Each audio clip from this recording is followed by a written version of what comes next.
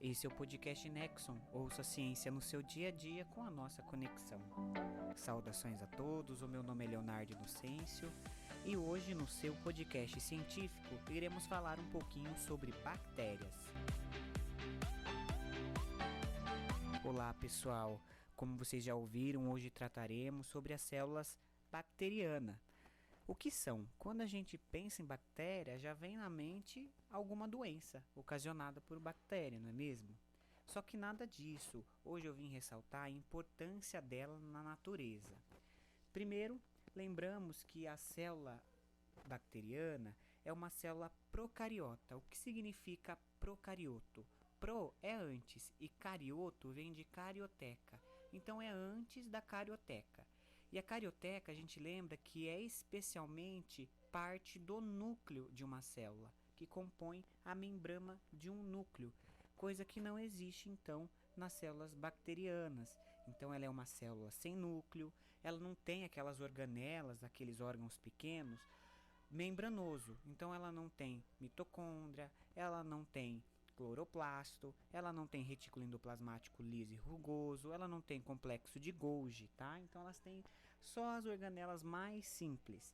O DNA também da bactéria é super diferente.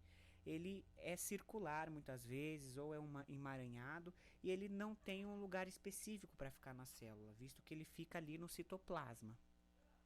As bactérias, elas possuem umas cápsulas, tá? E essas cápsulas conferem proteção a elas. E elas são indivíduos unicelular. Ela não é que nem as nossas células do nosso corpo ou as células de árvores, que juntos formam um tecido e esse tecido forma um órgão. Não. Ou elas são sozinhas ou vivem em colônias, tá certo? Então, a importância das bactérias na natureza, eu vou começar falando sobre o ciclo do nitrogênio. Ela é muito importante para a produção de nitrogênio para as plantas. Lembrando que as plantas precisam uma demanda muito grande para o seu crescimento e desenvolvimento. E com isso a gente lembra que ela faz parte da cadeia alimentar. Ela está bem no topo. Ela decompõe, ela come os predadores. Então, se fôssemos falar, ela está no último nível trófico, porque depois dos produtores, que são as plantas, os herbívoros, que são os consumidores primários, e os secundários, que são os carnívoros, terciários, quaternários, vem as bactérias decompositoras ou os fungos. Tá certo, pessoal? Outra coisa que a gente poderia aqui ressaltar é sua importância na evolução. É só vocês acompanharem o último episódio do Nexon e ver que a gente falou sobre a teoria da endossimbiose, sobre uma bactéria que adentrou até um corpo de uma célula eucariota e se fez residência e teve uma harmonia, uma simbiose. É só escutar o último episódio.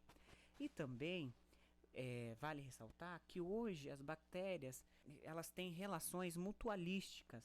A gente vê nas vacas, que são os ruminantes, elas são importantíssimas, pois são as bactérias que digerem toda a planta e os bois, as vacas, elas se alimentam das substâncias produzidas pelas bactérias. É até engraçado a gente pensar, mas as vacas, elas nunca terão diabetes, pois elas não metabolizam o açúcar. Olha que interessante. Por isso que elas nunca terão diabetes. Certo, gente? Outra coisa que eu gostaria de ressaltar é a questão econômica, que são os laticínios. Você já tomou um iogurte, já comeu um queijo. Provavelmente você precisou que uma bactéria fizesse esse processo. Os lactobacilos vivos, os streptococcus, que auxiliam nesse processo. Quem nunca comeu também uma alga? As algas, elas possuem diretamente associações com bactérias, assim como várias fermentações.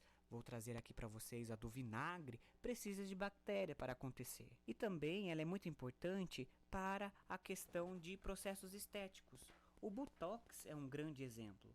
O Botox é uma toxina gerada pela bactéria do gênio Clostridium e ele é injetado no corpo para que ganhe, né, um formato diferente. E também é muito importante para o mercado farmacêutico. A gente vê a insulina. A insulina é fabricada por bactérias, né? Elas são metabolizadas por bactérias que são modificadas para secretar a insulina. para terminar, para fechar com chave de ouro, eu queria falar sobre a importância da bactéria na pesquisa e na ciência.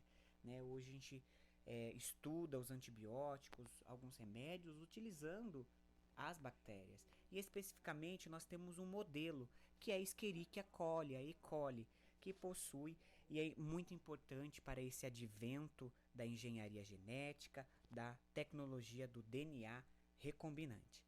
Pessoal, era isso que eu gostaria de falar para vocês no dia de hoje e agradecemos por assistir mais um episódio e até a próxima.